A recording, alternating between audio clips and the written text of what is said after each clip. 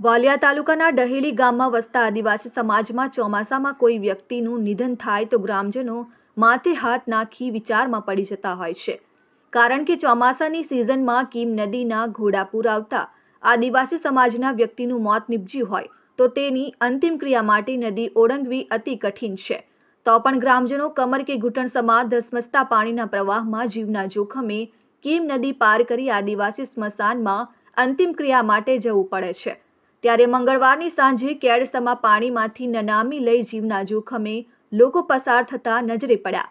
અંતિમ યાત્રા માટે પણ આટલા પડકારોનો સામનો કરવો પડે એ તંત્ર માટે શરમજનક કહી શકાય.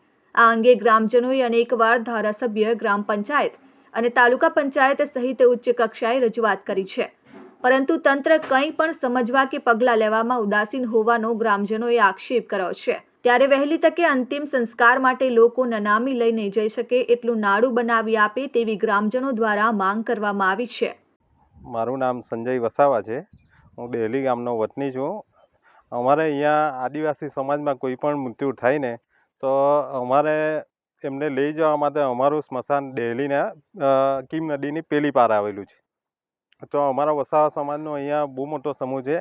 અહીંયા કોઈ બી મૃત્યુ થાય ને તો અમારે એને લઈ જવા માટે, નનામીને લઈ જવા માટે અહીંયા વરસાદ ના હોય તો કેડસમા પાણી, અને જો આગળ વરસાદ હોય તો અમારે ગળા દુઃખ થઈને પણ એ નનામીને પેલે પાર લઈ જવું પડે છે. આવી તકલીફો અમારે વર્ષોથી ચાલી આવે છે અને અમે આગળ પણ રજૂઆત કરી છે, પણ હાલ એનો કોઈ નિકાલ થયો નથી.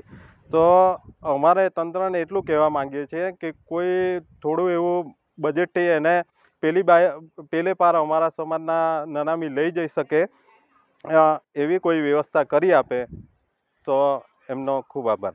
Dharmesh Patel, RN news, Ankleshwar, Valia.